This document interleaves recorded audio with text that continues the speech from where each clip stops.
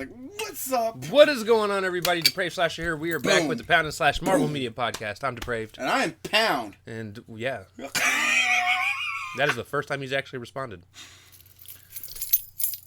It kind of threw me off. Sorry. Like he talks? Like, he got it. Yo, bro, you got magic in your back pocket? I do. Magic. So, we got to read 6 comics. Yeah, they were way better than Zombies What If. Holy shit. All of them, actually. Ain't that a bitch? All of them. Every last one of them. Not one actually. Wow. Yeah, except for maybe Quag. It might have been better than Quag as a whole. But anyways, we'll get there. Right. So, per the usual, we are going to start off with our little infographic, right? So that you guys can get to know some of these characters and places and things. And I put a lot of time into this, so we're going to show you. That's how this goes. And if you hate it, we will come haunt your. We will haunt your family. Or haunt them. No, you can hate it all you want. You're just going to watch it, or fast forward. That's also an option.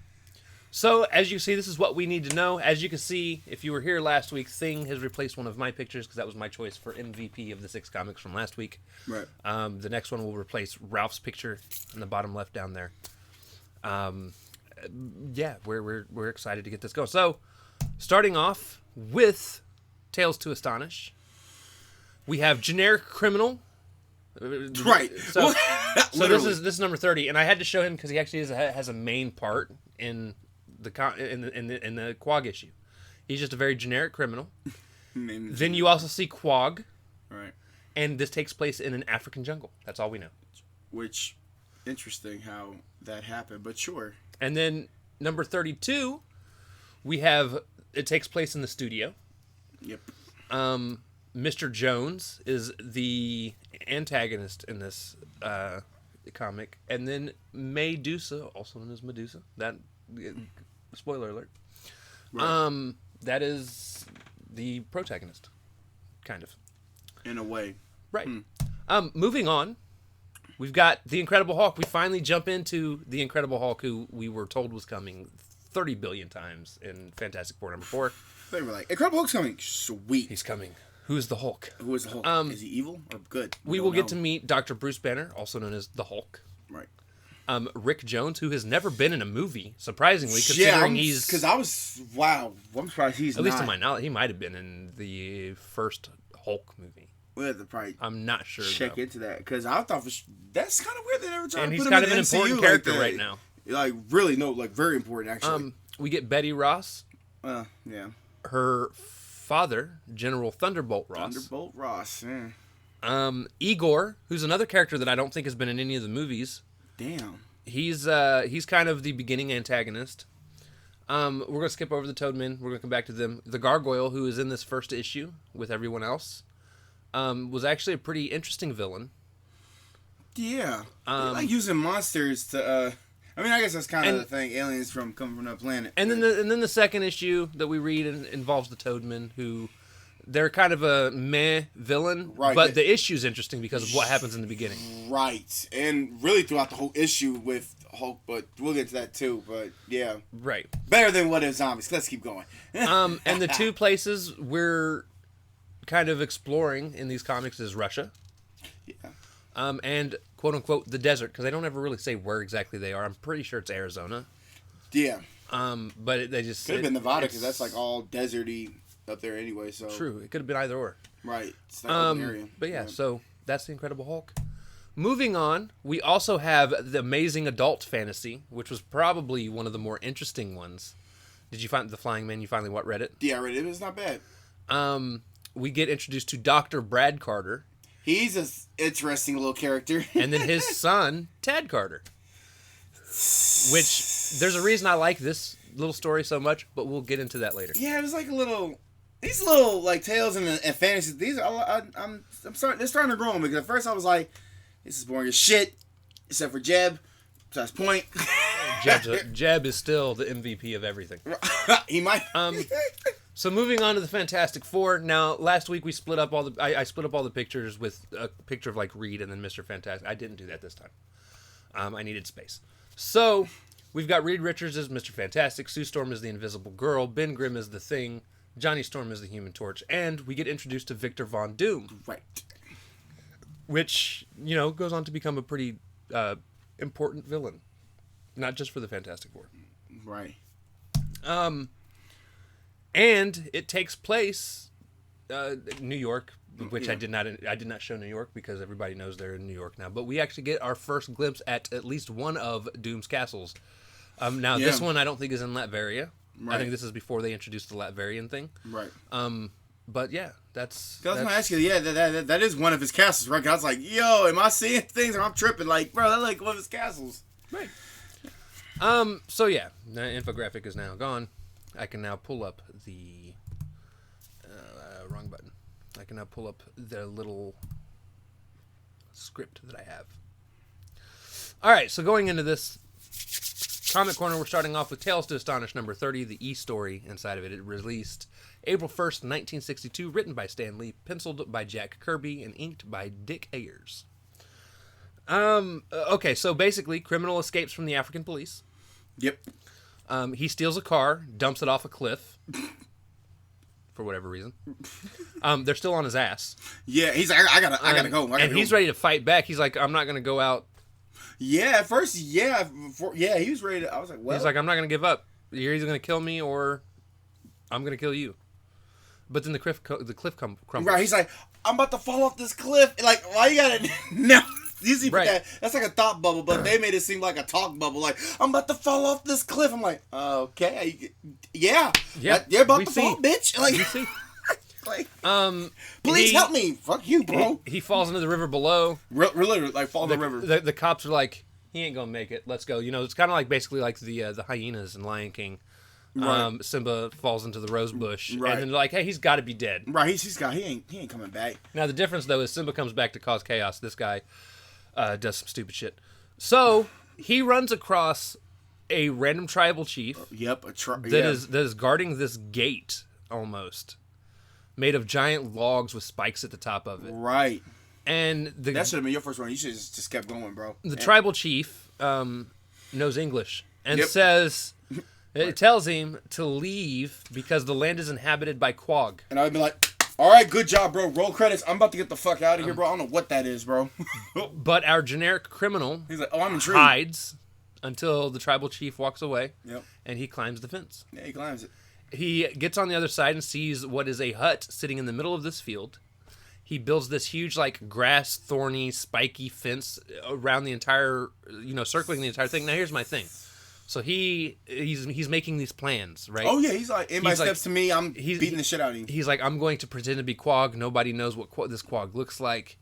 He's like, I'm going to go out there. I'm going to kill one person starting off. They're all going to fear me, and I'll demand a human sacrifice and kill somebody like once a month so they know that I'm serious. Right, he said, yeah. And he's making all these plans. And then he hears something. However, sir, you built yourself into a circle. Around the thing. How were you ever planning to get out to do anything anyways? Like, you left no door. This backfires, by the way. It does. So, also, you should always check the hut before just building around it, because as he finishes, the hut comes alive, and it's revealed that the hut itself is Quag.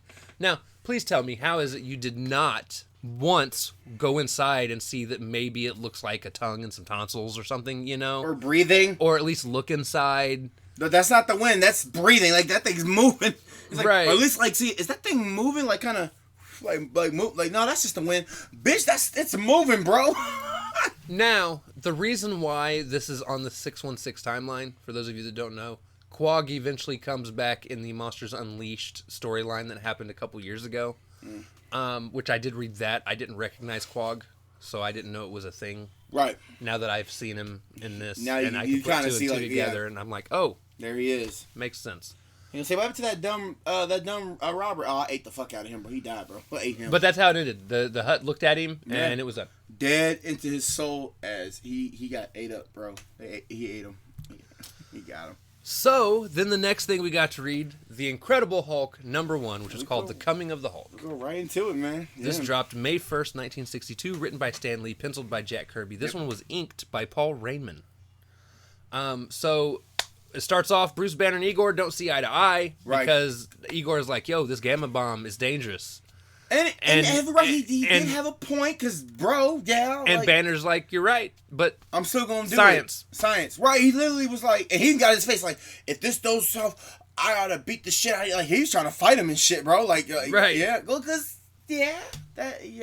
which I don't understand what the fuck, bro. Like, I never would have tested for this shit. I'm sorry. I probably never would have done this shit, bro. So fuck science, bro. Fuck my life. They happen to look outside, and there's this dumbass kid riding in his 60-something Cadillac, and he's like, "Yo, chill, man." I'm bro. And he's all like, "Them dumb cops, you know." Right. Even Banner's like, "You gotta get it out." He's like, "Nah." He's like, "My friends bet that I couldn't get in here." Right. I did. Was he like smoking when he called to him? I thought he was smoking. I don't remember. Right. I thought he was like, "Yo," but he was so like. Laid back like a 60s. He's like, yo, chill, cool, man.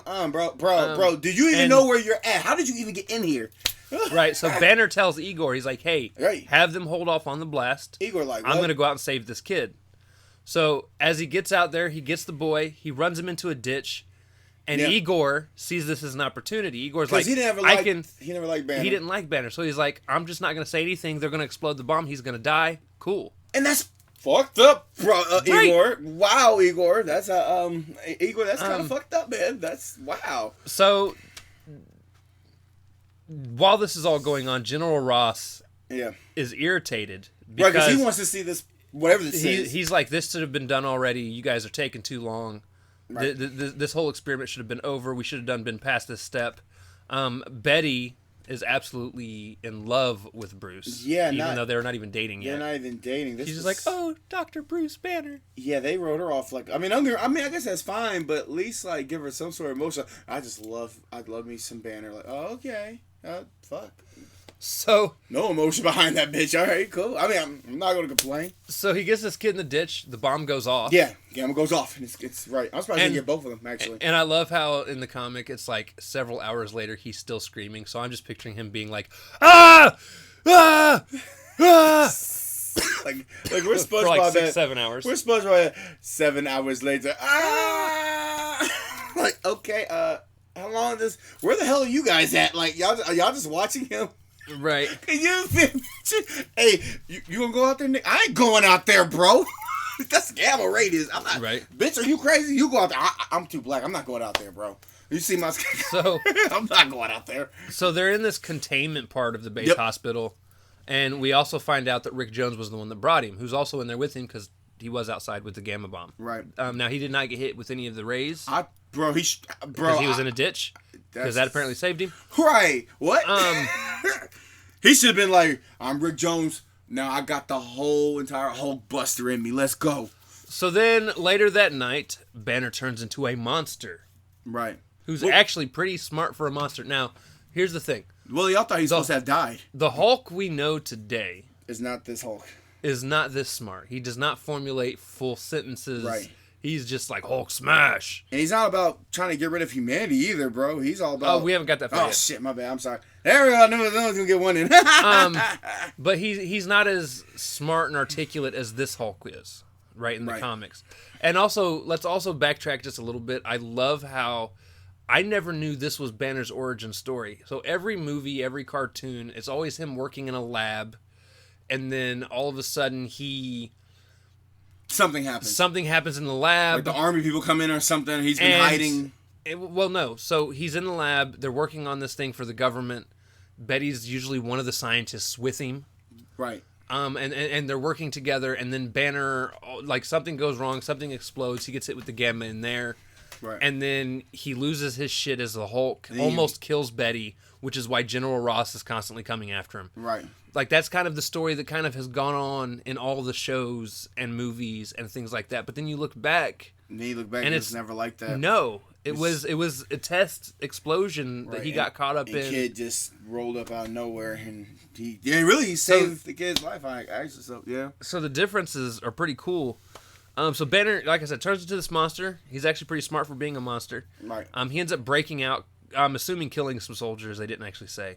But Rick follows him. He's just like, I'm interested. Well, because they had his origin story, because he never really had Nobody. So this was like the first person to actually say this. Like, oh, actually gave a shit about him. So he said, "Well, we'll follow." Plus, he's a big ass Terminator. So I'm gonna go follow the Terminator for a minute because fuck Can you guys. Not stop on the cords. Oh, my bad. Anyways, so Rick follows him, and then the soldiers are the ones that start calling him the Hulk. Yeah, that was interesting. Which I thought that was pretty dope, although I don't know whenever he fucking heard the name, because he eventually starts calling himself the Hulk. Right. And I'm like, but he was never around anyone that called him the Hulk. Because they were like, we gotta go get this Hulk. You Hulk. You Hulk. I'm like, where do they come... where do they... I'm trying to figure out, like, how do they come up with that? He's a Hulk. He's a Hulk. Somebody with this power, he must be a Hulk. I'm like, oh, okay. I mean, they were actually repeating it constantly. I guess. Maybe that's probably why he heard it. Because they just kept repeating it. So they said, okay, I'm just going to take up that name since you guys are that. Another thing, too, he's gray. Yeah, he's gray in this issue. Goddamn, he's gray in his first one. The first issue, he is gray. That is a shocker. So, and again, he's not dumb. Nope. So he sneaks home. Yep. Avoiding the cops. Yeah, he avoids them. And he finds Igor rifling through his shit. So, okay, yeah. And this next thing, this next part's gonna get uglier because Igor tries shooting the Hulk. That backfired. Hulk shrugs it off, as if and then body slams him into a table. Well, at first he had him picked up and dude, the young boy, he's like, the young man, he's like, don't do it, you gonna kill, because he could have just ripped. I thought he was gonna rip him. He's like, put him down. And You're gonna kill him. I'm gonna put him down through the table. Why DDT? He DDT the shit out of him. He did He chokeslammed him. All thing I would say I put was the thing from Loki. Well, and then Rick jumps in. He's like, "Hey, you need to chill." Because he's gonna kill him. And Hulk about beat the shit out of him. He was about to beat the shit out of him. Yeah. But as he grabbed him, he turned back into Banner. Right. Yeah. And this was a new trick about the moon and the sunlight. This is when we learned. Right. Originally, the Hulk was very much a Dr. Jekyll and Mr. Hyde type of character, in that during the day he was Banner, and at night he was the Hulk. So it was the moonlight, or the lack of sunlight, that was causing him to turn into the Hulk. And he was saying like, "Oh no, I'm going back we'll get there. You keep trying to jump ahead. Fuck. Love you though. So the police show up to arrest Igor. Yeah, because he was somehow they know he's a spy now. You know, they didn't know he was a spy before, but they know now. A spy of what? Who cares? He's a spy. Fuck it. And they start to question Banner on how he got out, and then Betty actually comes in to try and help Banner, and he's like, "Yo, I need to rest. I need you to bounce." And she's like, "All right." Banner then mentions that he turned into Hulk at nightfall, and it will probably happen again. Right. At which point, we see Igor sending a message to somebody named the Gargoyle, who's in Russia, about the Hulk. Right. And nobody wants to relay this message to the Gargoyle. Everyone's like, weird. Nobody wants. Everyone's like, here, you tell him. No, you tell him. No, you tell him. Finally, somebody tells him, and he's actually thrilled. Right. Why nobody didn't? What? That was kind of an interesting little concept right there. And he's like, I'm gonna go kidnap him. Yeah. Really? Straight up. That's how we're gonna do this. I'm gonna go kidnap him. So he flies off. Yep. Into the sunset.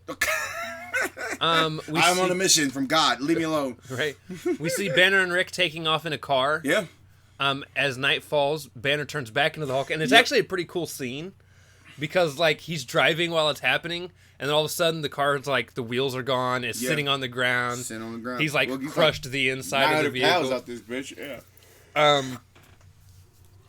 And like 1,000 pounds. He done broke the car. Like damn. He basically tells old Rick, like, you know, who the fuck cares? Yeah. I'm going to go do what I need to do. Dude, this Hulk was way different from the MCU. At least because the MCU Hulk, what I was knowing was like somebody that feared the monster, that wanted to be left alone. He even said it, I want to be left alone. This one, he's like, I don't give a shit, bro. I got power. You know, I can do the Kamehameha. I'm scared. The Kamehameha wave, bro. Right.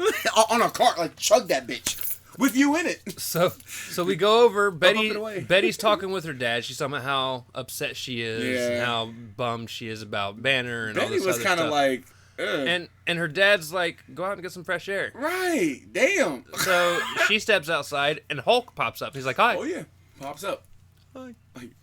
She faints. He catches her. He's like, you're puny like every other human. Well, no shit, dude. Yeah, you are 900,000 pounds, bro. You are literally now the size of a locomotive of a car, bro. Yeah, literally. So then Gargoyle shows up, shoots the Hulk and Rick with these darts that like force them to follow his command. Yeah, that's a plot. He takes him. He takes him back to his ship, flies him back to Russia. On the ride, they're flying back to where the sunlight is, so Banner turns back into just to make sure that himself. We don't have any issues right now. Which I guess that's kind of smart. Yeah, throw his ass in their son.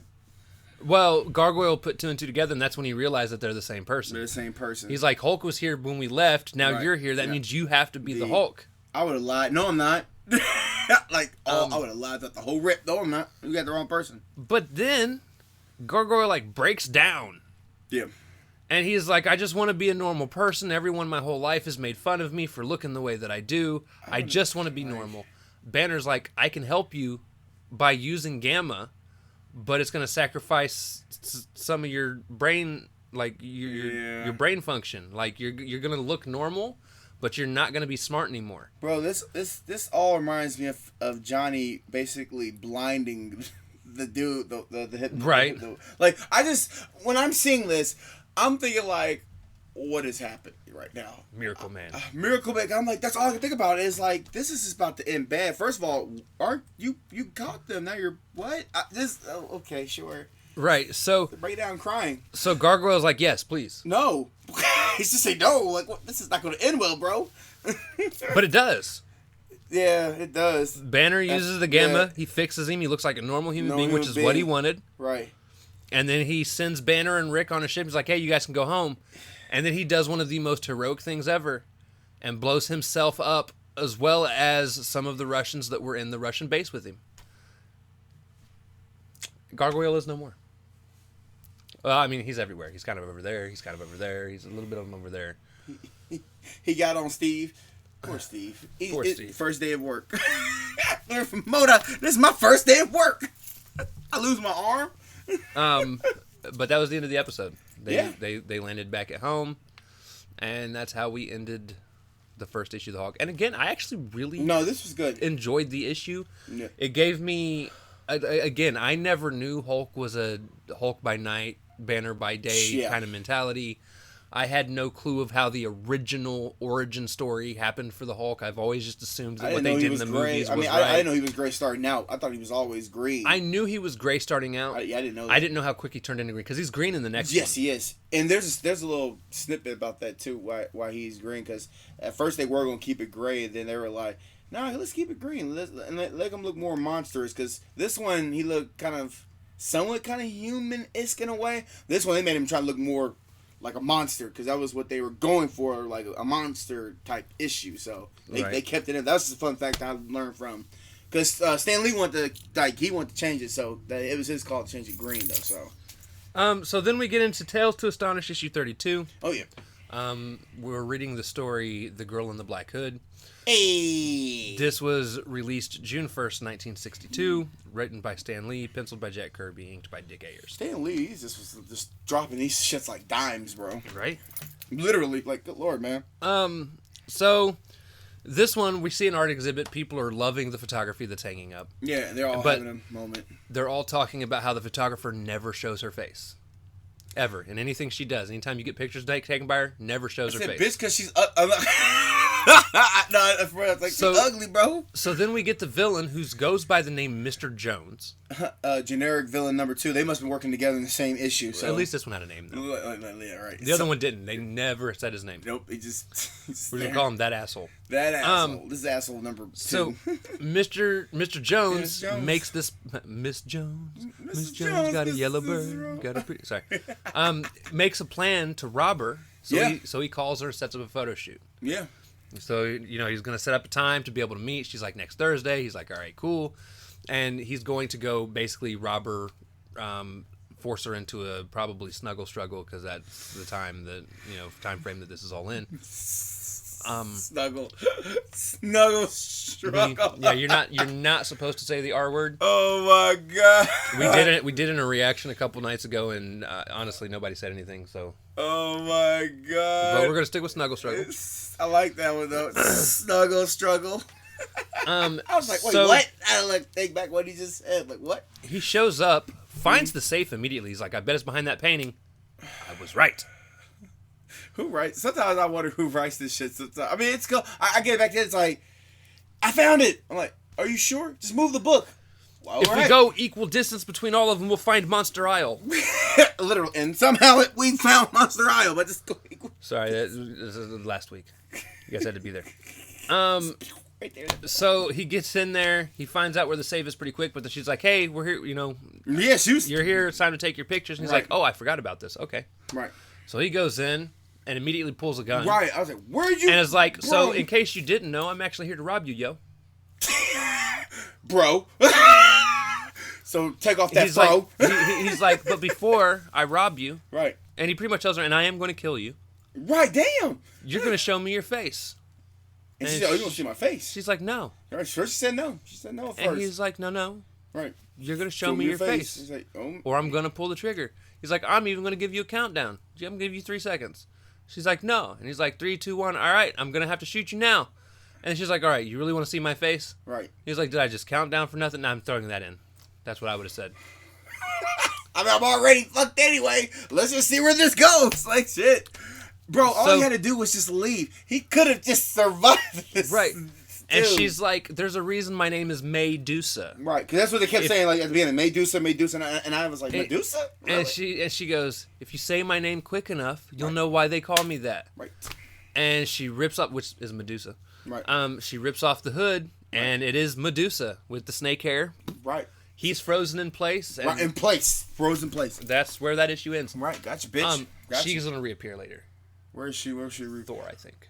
Well, because that's a mythical character. I was like, well, that's something I could probably, I mean. I could be wrong. She could appear in other places, and that's fine. She could appear like in like Iron Man cap. I just think of her as like a mythical character creature. So while Thor doing his old spirit destiny fucking thing, this bitch been down here taking photos.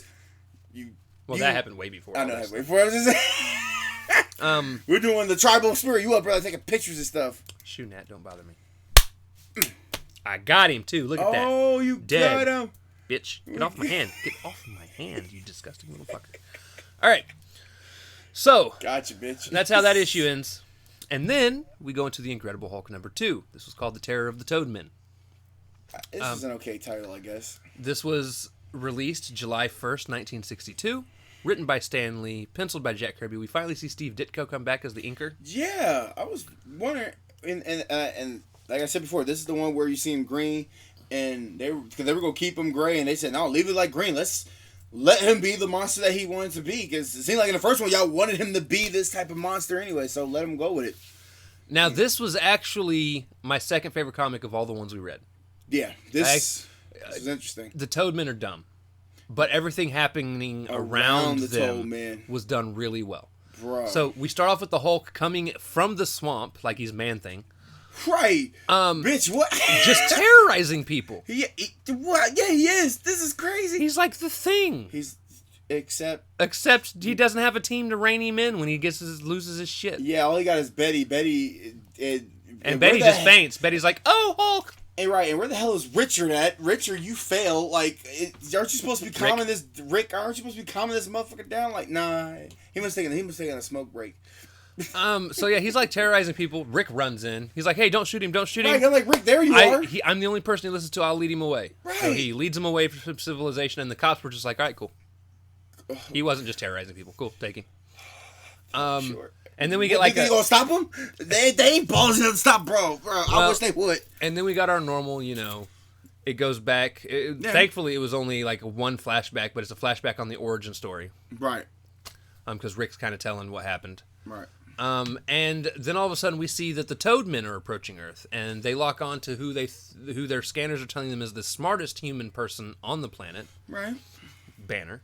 Yeah, Banner. Right. And we find also that they have this weird ability to fully control magnetic fields. So they're like Magneto. Alien people who got some magnet shit again. Right. I mean, I'm cool with it. That's fine. It's just Jeb. Just generic. It's just generic Jeb. Well, there's a difference though. He had a gun. They had a gun though. The last alien group, they didn't have magnetic powers. Oh no, they disintegrated metal. They disintegrate metal. But it's just magnetic powers can actually fuck some things up, as it does happen here. Oh, yeah. So we see Banner and Rick. They're walking towards something, and they're approached by General Ross and Betty. Again. Ross doesn't understand how Betty even likes Banner because he considers Banner a bitch, basically. And Banner even kind of calls him out on it. He's like, "Oh, wet sop like me," because that's what he was called, a wet sop. Yeah, he did. And he's like, a wet sop like me is just out here experimenting and trying to figure out things, and And Betty's like, "Don't listen to my dad. Right. He's been like this ever since he got the nickname Thunderbolt." Which, that was interesting. I thought that was his name. So he got the nick. So that was. I didn't know that. I thought that's what his name was, Thunderbolt Ross. So I thought, okay, that threw me as something new. If anyone has ever named their kid Thunderbolt, badass motherfucker. This is my son. I snorted. Because that was. Wow. This motherfucker just went full on grizzly.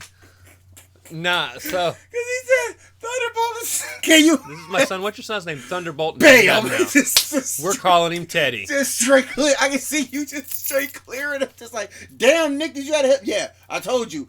No, that's like up there saying, this is my daughter, Chocolate Thunder. Beating the shit out of him. I'm going to do something spirit to whoop the shit out of him. Like Thunderbolt. So, Banner and Rick are like, all right, we got to go. Bye. Right, and they dip. They just dip. And they find this cave. They like dipping a lot, damn. Well, they find this cave, and they decide to build this machine that's supposed to lock the Hulk into this cave. That's what he wanted to build, was to lock him in.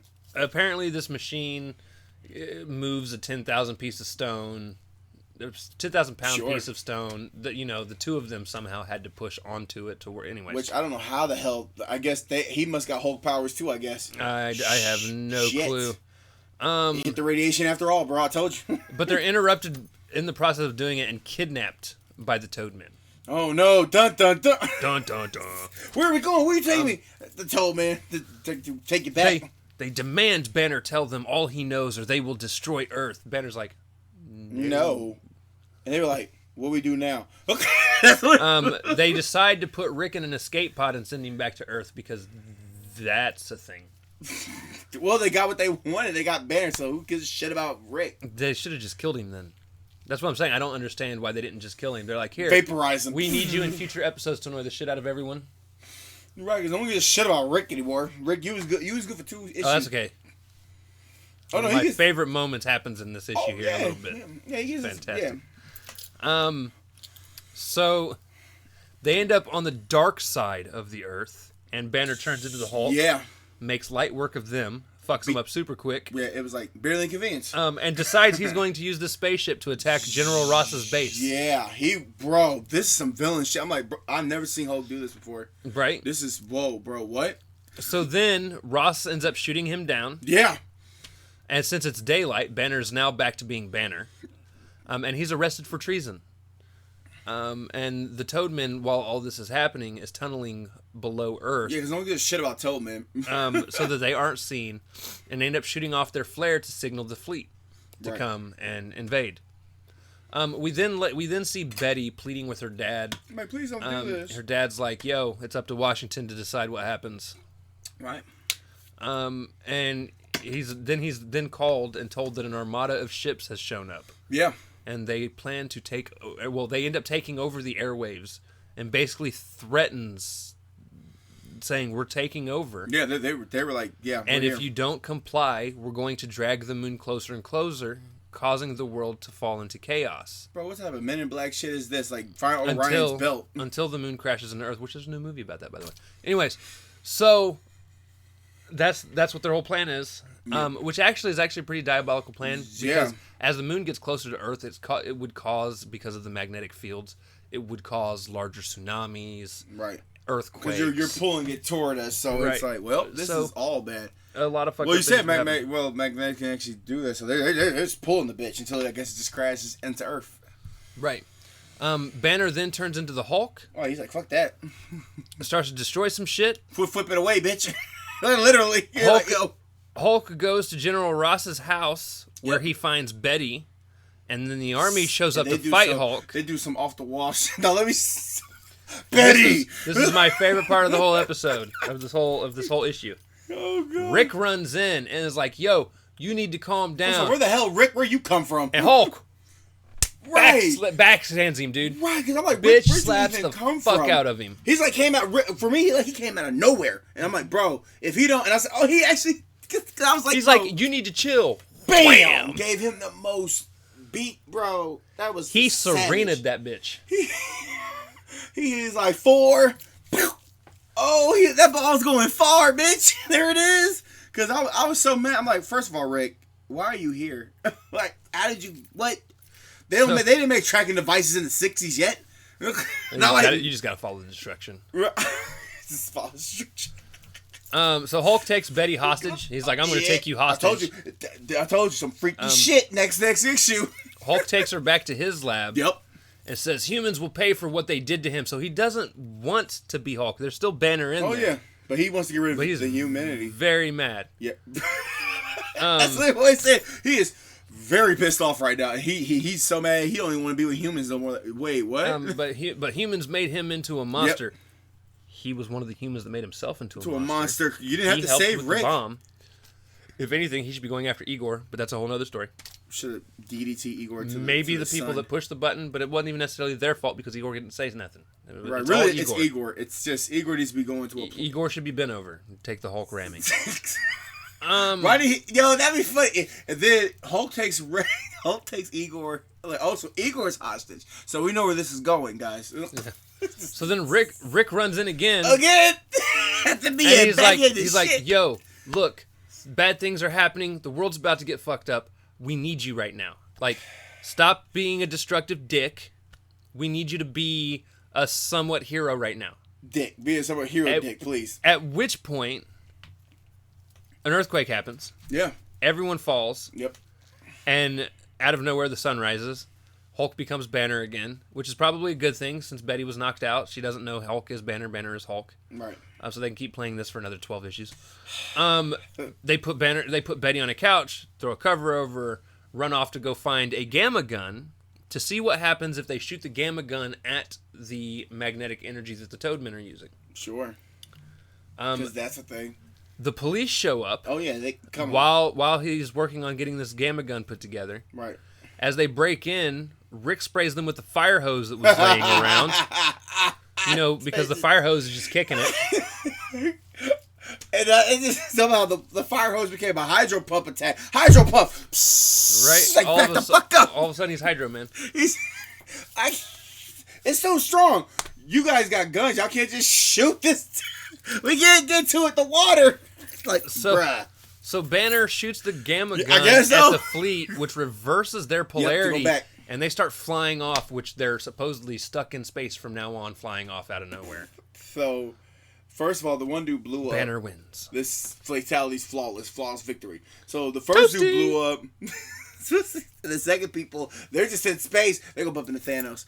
Hey, there's Thanos. Can you save us? Hi, Thanos. Hey, Thanos. And then, wait, why the hell is Thor doing that? We're creating our own universe. Right. How's that for a what-if zombie moment, bitch? So, Banner and Rick are released from custody because reasons. They did what they were supposed to do. Technically, Banner and Rick were right. There were aliens involved. Sure. I still would throw them in jail. Fuck it. Y'all going back to prison. Betty tells her dad, see, Dad, Bruce can be trusted. And oh, he's like, suck eggs, Betty. He's like, whatever. Right. He's like, Banner and Hulk are working together. I know it. Right. He said he might be really. getting closer and closer, but you're not getting closer and closer. You're not paying attention. We end with Hulk being locked in his cave. By the way, that's how it ends. He's actually in his little cave that was made up by him and Rick. Yeah. And Rick gets to stand outside and nervously hope that Hulk does not make it through. Yeah. Because he has to punch a rock to get out. Because apparently Hulk was not that strong back then. He was strong, just not that strong to punch through 10 inches of rock. That's how that issue ended. I was surprised. It's a good issue. It's a good issue, but Rick should have died. The Toadmen are dumb as fuck. But yeah, Toadmen were dumb. Rick should have died. That backhand, he must have put a lot of force because, bro, that should have been like that. Your head should have just been flung off your body. Like, no, gone. Your head should be just gone. Like, he did a one-punch man. He backhanded your head so hard, it just disintegrated. Right. From the body. So next up, we've got Amazing Adult Fantasy number 14. This was called The Man in the Sky. Yeah, this is interesting. Released July 1st, 1962. Written by Stan Lee, penciled and inked by Steve Ditko. Yeah. And I was gonna say, yeah, Steve Ditko came back, which it seems like he comes back to do the the weird shit sometimes, and it's not because like the regular stuff, but it's usually the weird shit like this he'll come back and do. Right. Which is odd, but okay. All right. I really liked this short story. Yeah, this has been my favorite short story so far because of the implications. Right. It's this whole thing was interesting. Like yeah. So we start off with Brad Carter. He's a radiation scientist who apparently him and his family have been taking small doses of radiation while he's working, but not enough. I was like, bro, what is this? Not enough to kill anyone, but enough that when he has a son, his son's born a little different. Yeah, the Hulk. Not that different. It's Scar. We learned that his son, Tad. Yep, Tad. Tad Carter. Tad Carter. What happened was he was born a mutant. This was interesting. He's the first mutant in the Marvel universe that is known. That's known for right now, yeah. And he's able to read minds and move things with his mind. I like this because the concept with, I was going to ask you, is that, were they trying to call him Charles Xavier in a way? No. Okay, because I was like, bro, this is some... We'll talk about that. Yeah, this is weird. So, he's able to move things with his mind. Right. He tried to use his power for good and show his classmates what he's capable of. Which I never would have done that. And, fuck that. Well, you got to remember, too, back then...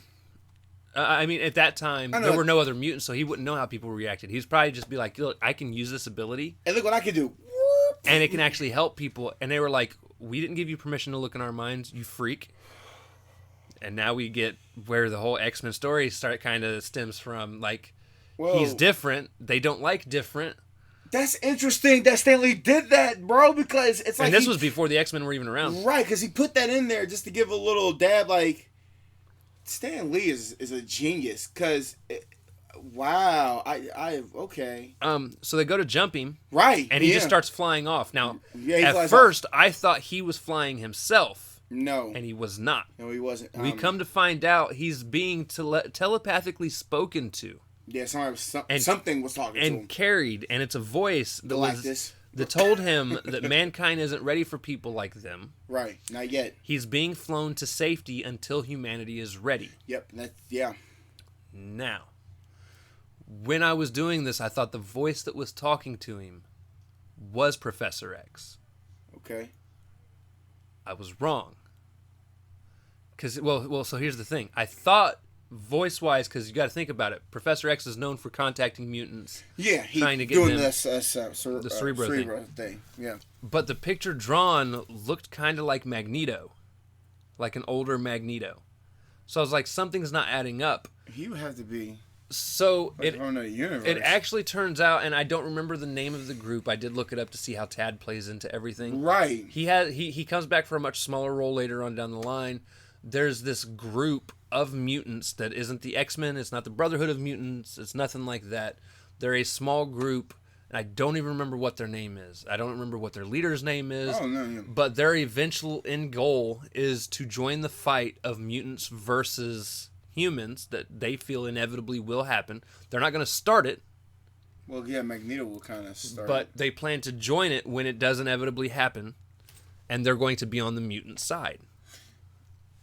And they're training people for that. Bro, what if we get that in the MCU? Holy shit. It'd be kind of cool. Like, because you already know about the X-Men, but whatever these group are like, we gonna take over. We're not gonna start it, but when it does happen, right, we'll be there. Like, what? But yeah, so we will see Tad Carter again down the line. So that's interesting. It's just gonna be a while. It's like with Spider-Man. It's like I think their name's called like The Mission or something like that. It's The something. Right. And it was so generic that I was just kind of like, okay. But it's like with Spider-Man. Like he threw him in an amazing adult fantasy because they didn't brush off. But now it seems like you introduce really an X-Men or a mutant character. Just to let you know, and probably in his mind, he probably like, we're going to make more of these types of characters, just not right now, but eventually, more of these characters are going to start showing up, people that do things with their mind, can bend metal, can teleport, so it's like really he was kind of setting this ground, along with throwing his own individual stories like Iron Man and Hulk and Thor, so it's kind of like, He was setting his own universe, and that was one of the things. And they slowly start bleeding over into each other, which is really cool. And that's the one thing that he wanted to. That was one of his last words he did in the MCU. He wanted all of it to just be one story. Like that's, I mean, we're getting that, but that's what I'm saying. Like that's what he was wanting. So that's pretty cool. I like that. I give that a 5 out of 5. That's not bad. 5 out of 5 for me. Like, yeah, for real. I think I was going to give it a 4. Yeah, 4. Okay. It was really dope for a short story, though. Yeah. No, yeah. For what it was worth. From all the short stories I was listening, especially Quag. Quag was just fun and silly and quick. The Girl Under the Black Hood was really dope. Yeah. Probably a 4 as well for me. And honestly, if they'd have fleshed out a fuller story with both that or the I wish they hit man. the name a little more, but I get it. You know, it's like in Medusa or something like. It was May. Medusa. It's like bro, Medusa. Just say that one word. If you had hit it, like her name is Susie. It's like or give her any generic name of a woman. It's it suffers from the same thing of what movie was it? Was it? We just talked about it. Oh, it was Shang-Chi. Yeah, Shang-Chi. Yeah. Instead of being Shang-Chi, he was Sean. Like, or he said vagina or something like Earl Gina or something like what? Vagina? Vagina? Like you didn't change nothing. It's like and bro, he should have known. That's why I said asshole number 2. You were so caught up by the money, you didn't even know this was like. I would have been like putting 2 together, like, and I probably would just ran and never even show my face again. Like, no, you ain't right. But yeah. All right. So then the last comic, Woo! Fantastic Four number 5, my favorite comic of the 6 that we did. Yeah, this was called Prisoners of Dr. Doom. Right, just that's a tight title right there. Right there, bro. They were getting good at this. This was released July 1st, 1962. Right. Written by Stan Lee, penciled by Jack Kirby, inked by Joe Sinnott. Man, that's Steve Ditko. That's crazy. I think he just comes on and off. Steve Ditko was just like on and off with Marvel a little bit here, but when he draws, it's on point though. But right. Yeah. So we start off with Doom straight off the bat, and he's like, "I'm going to defeat the Fantastic Four." Well, yeah, he wants these 4. He calls them like he wants these 4. He's got individuals. He's got a chessboard with their pieces on it. He said he wants them, and he's like, "I'm the only one strong enough to stop him." And this I'm is the Doom. I hope we get MCU because this Doom was like, "Yo, I want them now." Yes and no. Well, not right. Not the first one. Not right now. But no. No. Yes and no. I do want this Doom, but I don't want this Doom. There's a reason. We'll get to that here in a little bit because there's a part that made me laugh. Oh. Okay. It was his escape. Oh, that was so cheesy. It reminded me of like Team Rocket blasting off again, or like Rocky. Like you're never gonna catch me. Rocky and Bullwinkle's people running away. Oh no, we'll get you again next time. Right. So it then switches over to the Fantastic Four sitting in their hideout. Johnny's reading the Incredible Hulk, saying it reminds him of Thing. Right. Thing snatches the comic, and then Torch lights it on fire in his hands.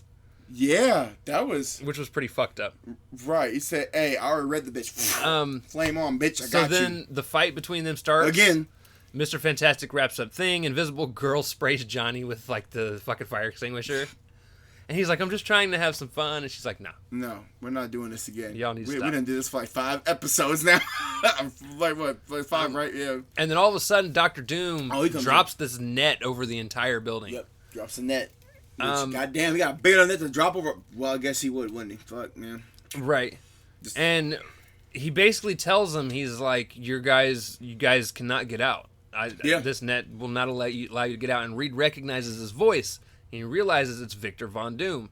Where we kind of get a little bit of a backstory where he says, they went to school together. They went to school together. He was fascinated by sorcery and black magic. Yeah. An experiment he practiced went wrong, which is what inevitably fucked Doom's face up. And damn, and I tell you that at work, I said, bro, like that's the reason they kick his ass out of school. And they end up kicking him out of school for it. Bro, like out of school, like kick him out, like you're done. Like what? Well, he was practicing black magic and sorcery Fuck and causing that shit, explosion. bro. I would have gave it to him. Like, hey, give this man a degree. I want work for me, bro. So he gets expelled. Oh, he got expelled. Yeah, he's done. Yeah. And he said the last time that anybody has seen Doom was in Tibet. Right. Wandering around. Endlessly. So Doom basically says, yo, I'm going to take Sue as a hostage. Right. Everyone's like, nah. And again, Sue's like, okay. Just like Namor. Okay. I'll marry you. Okay, you can take me hostage. You are worse than Princess Peach. Right. I don't understand. I am disliking Sue as a character more and more as this. Anytime there's trouble, she's like, because it seemed like they improved. I'll marry you. It's like they improved their character later on, though. But now it's like, sure, and they're all like, don't do this, and they're like, yeah, fuck it, it'll be fine. Like, it'll be fine. And then Reed's the worst boyfriend ever. He's like, no, she needs to go. It's the only way. Right. Do you even care? Right. For real, you're supposed to be dating. Right. Aren't they? I was wondering, aren't they supposed to be like somewhat in a relationship? You're just like letting it happen. Like you're just cool with the fact that this is the plan. Nobody.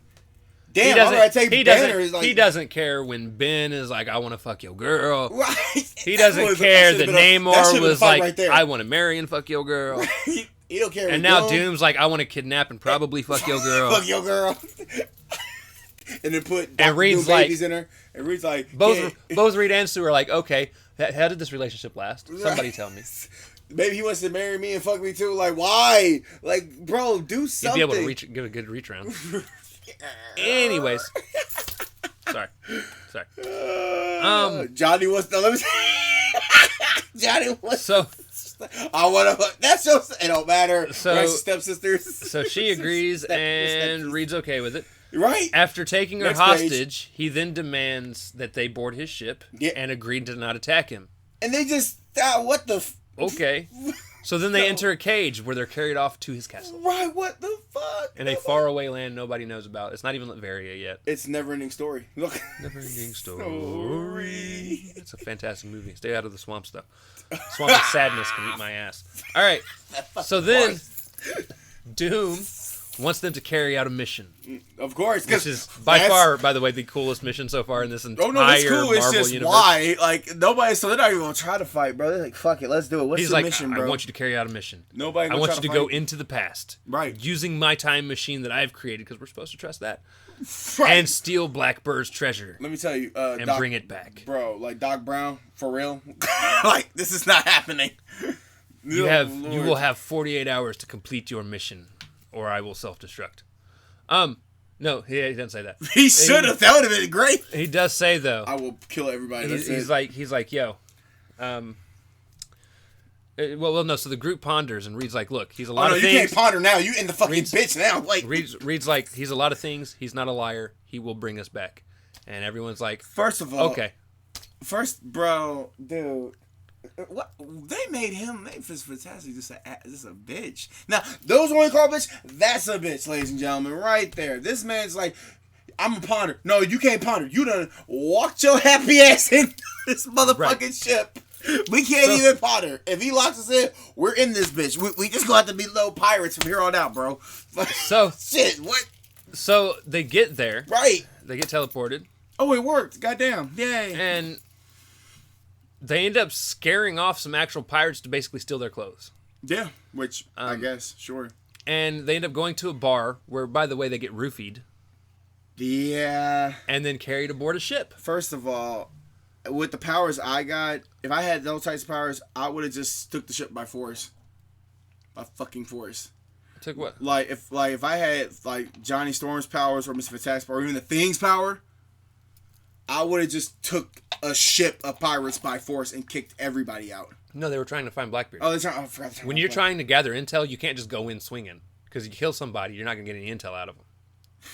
A little less Punisher, a little more logical thinking. Hey, we go. Ralph would go in and kill everybody and then be like, "Fuck, I still don't know where Blackbeard is." Hey, do it at the end of Punisher season 1. Oh, with the bullets flying, like, did he just rain bullets over here? They didn't even fight back. So they then wake up on a ship. Now, here's where my first question of this entire thing, and yes, this is my first question. The other stuff was just stupid. Oh yeah, it's but stupid. here's my first real question: who or how many people did it take to carry things big, heavy ass to a ship? Was it possible? No, because these rocks. I don't. They take them like one piece at a time. I don't fucking. They dissected them. They get we can't cut this. We gotta get something heavier. Give us like. We'll take that crane. I don't know how a crane's here, but fuck it. Let's use it. Use the crane. Well, so then two pirates are arguing about who's in charge because that's what pirates do. Yeah.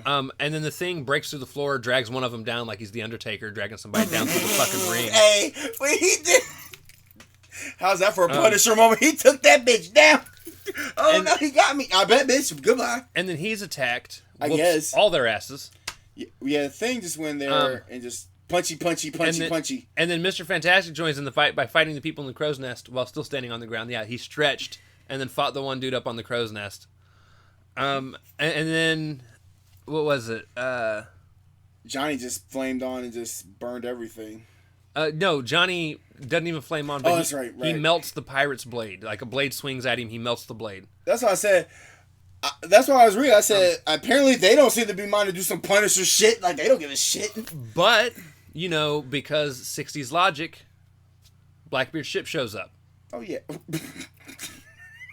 Right? So this is very much like, you guys ever see those movies with, like, Steven Seagal? Yeah. Like, he's running, and then, like, he finds a truck, and he gets in the truck, and the keys are just, like, either in the ignition or on the seat. Or they're in the glove department. Or they're in the visor. The visor.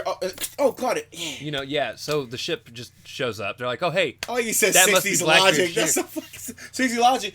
His ass appears over there. Like, oh, okay, sure. Fuck it. I will still take this over. The points converge, and here's the island. All right, and now definitely takes over zombies. Hello. Right. So they're suddenly attacked by Blackbeard's ship.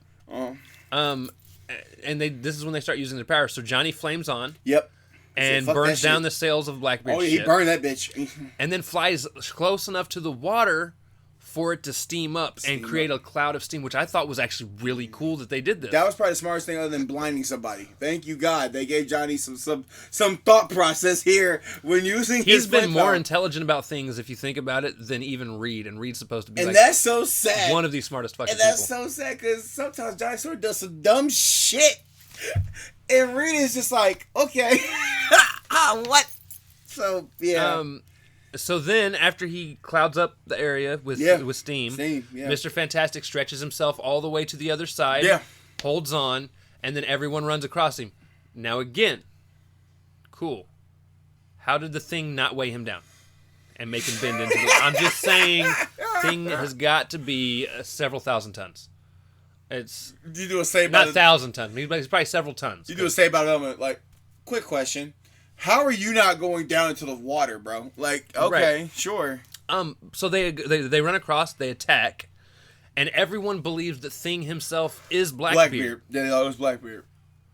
Yep. And then they decide to split the treasure up between the crew. Right. Because if it has if Doom wants it, it must have some sort of power. They think that far ahead, and they decide Doom should never possess it. So they end up loading the chest with chains because Reed promised he would bring the chest back, not the treasure. Right. Which I thought was a really dickhead thing to do, but smart. Smart. Guess what, guys? We'll put chains in this bitch. You ain't gonna take the gold? Can I at least keep one of the gold? Right. Right, what? So as they're getting ready to leave, Thing's like, I'm not going. I'm staying here. Thing was like a villain for like a brief second. I was like, whoa. And Thing goes, and, as a matter of fact, both of you going to get tied up. He sends his fucking lackeys out. Yeah. And they do tie him up. They tie him up. And he's like, why are you doing this? And he's like, then you're going to go in the ship. They put him in a little rowboat, and they start to lower the rowboat down. Yeah. But then, all out of nowhere... Because of logic. Like Blackbeard's ship, this is all kind of, circular motion here. Right. Speaking of circular motion, a tornado appears. Out of nowhere. Because of reasons. And destroys all the things. Yep. Boats are all destroyed. Reed ends up saving Johnny. Like, Reed sees Johnny floating out in the water somewhere. I would just let it float away. Bye, Johnny. He saves him. They swim to shore where they find the Thing, basically kind of half buried in the sand. Thing feels bad for being caught up in his... So he wanted to be Blackbeard because he was accepted as Blackbeard. Right, people didn't look at him like a monster. He even said, if I go back there... I'm a nobody. I'm a nobody. I'm going to be still seen as a monster. So he's like, here, I'm like... He's like, here, they accepted me. And on top of that, but bro, that's hard as fuck. And we're going to tie you motherfuckers up. Like, bro, what? But he admits that he did legit feel bad. Yeah, he admits that he fucked up. And, he knows he fucked up. Doom, then the 48 hours is up. Doom, it only felt like half a day, to be honest. Right. But Doom brings them back and reveals at that point that the treasure was enchanted by Merlin. Yep. And whoever possesses it is granted invincibility. And that's interesting. I like that because now not only just the difference on Doom, we also introduce Merlin now. We somehow introduced two characters. Right. And isn't Blackbeard they're Blackbeard a Marvel character? I thought he was also, but that's cool. We might get some King Arthur stuff down the line there too. Which at that point Johnny hopes that Namor doesn't find the jewels that are now scattered across the sea, because that would make him even more of a pain in the ass. Like he is now. But we do find out that Doom was a robot. Yeah, because they try to do some Hulk smash. So even in the very first issue we see Doom, we get a Doom bot, which was cool. Yeah, and we get Doom, we get Merlin, Doombot. Yeah, we get some Easter eggs. And they are now trapped. Yep. At which point Invisible Girl turns invisible. Again. Goes, overloads the switch that's controlling everything. She then gets to the room, opens the door where they were trapped, because he trapped them in a room that was like going to seep the air out slowly but surely and make them suffocate. Which I didn't think Thing would suffocate. I guess he would suffocate. I don't know. They're never consistent with Thing. Right. I'm like, wait, how would he suffocate? Sue gets to the room, opens the door. They end up breaking out of the castle and encircle the entire castle in one big flame ring. Yep. Which works. Sure. Except Doom has a jetpack, because Doom is Doom. And that's what you said. We're blasting off again. Yeah, Doom You're was never gonna blasting get off me, again. bitch. I'm gone. He's actually pursued by Torch, though. Yeah. Who ends up losing his flame due to the atmosphere. Like, Doom flies so Yeah, high. he's going way up there. He runs out of oxygen, so he can't fly after him anymore. So that's kind of smart, I guess, because he already knew. We knew that he was gonna come. Well, he's the only that can actually get to him. Because Rita's like, okay. Right. So Doom escapes. Yeah. And our heroes are like, we're gonna have to do better next time. Bitch, what? You guys have failed for so long. He's a main villain, bro, all the time. And then it ends with, now I hope we got Doom and Namor. I'm like, bro, you got two people that want to bang Sue's sword. So yeah, this is by far my favorite. Yeah, but this is a good one. Issue so far in the beginning stages of Marvel. Yeah. And again, it's just a testament to how good of a villain Doom is. Right. He was so smart about how he did everything. Even had a backup ready just in case something went wrong. Right. He had a way to get out. And, I mean, and then like you said, he even goes all the way up to the top to where, like, the Human Torch can't even touch him. He literally flames down. He goes, oh, I can't get it because of oxygen, so he can't even get to him. So yeah, that's pretty smart, man. That's pretty dope. So, that's pretty dope. All right, maybe my suggestion. It probably will. All right. So for those of you that are wondering, we have at the end of every episode of the comic series, one of us picks. We take turns picking who we think the MVP of those 6 issues are, and we have the MVP replace one of our pictures. First week, I chose Odin, who I felt was the MVP of the first 6 comics. The next 6 weeks, he chose Loki, who was the MVP. Last week, I chose Thing. And this week, he said it before we started. He had it down between Hulk and Doctor Doom. So more likely, it's going to be Doctor Doom. This man, Doctor Doom. This man planned out like Victor Von Doom. Like first of all, his background story, his origin story, was interesting. Secondly, just the planning, like, and then on top of that, Fantastic Four was kind of stupid in this. Like, I'm sorry, like, what the hell? Like, we're gonna trust him. He could have just trapped her in there and said, all right, so you my new bride now. So say goodbye to your whatever the fuck this is. Right. Like, just the fact that willy-nilly y'all just trust this man, it just shows you how much of a smart person this guy is. And I don't want to down him about it because at the end, he was a robot anyway, so you couldn't even catch him. Now, I grant the cheesy one's like, ha ha, he can't get me, I'm leaving. And then here come Thor, whip, bam, oh, I got him. That was funny when it came with that Thor's hammer. So, for those of you wondering, we will see... Oh, what, Doom again? We're going to see Doom again very soon. We will see the girl in the black hood, or Medusa, again. Whenever the shit decides to load. There it goes. She is supposed to come back in Journey into Mystery number 73 as a part of the full expanded Marvel Universe. Oh. She then appears in a Journey into Mystery 96. But the Gorgons, because she is a Gorgon, right? Comes back in a couple other things down the line. Okay, so cool. that's why they went into this. Now, what's really cool is our next 6 issues are loaded with amazing, what I think is going to be cold chill, amazing content. First, we're reading Amazing Fantasy 15. Ladies and gentlemen, an Amazing Fantasy 15, for those of you that do not know, is the introduction of Spider-Man as a superhero. That's the bitch that sold over $3.6 million right now. Then, the next 2 issues we're reading are both the Journey into Mystery number 83 and 84, which is we're going back to Medusa again. Introduction of Thor in the Marvel Universe. Now, we read the Thor, Son of Asgard. Right. It was how we started this. But this is the technically first appearance time that of you Thor actually see Thor in the comics. Damn, so what, okay, my thing is, so were they just like throwing characters, I'm saying, well, I guess throwing characters into other comic books and saying, do you like this character? And if people liked them, they would write in, they would take those characters and use them. That's pretty smart. Yeah. Why don't everybody follow a type of formula like that? Shit. So, Amazing Fantasy 15, and then Journey into Mystery 83 and 84.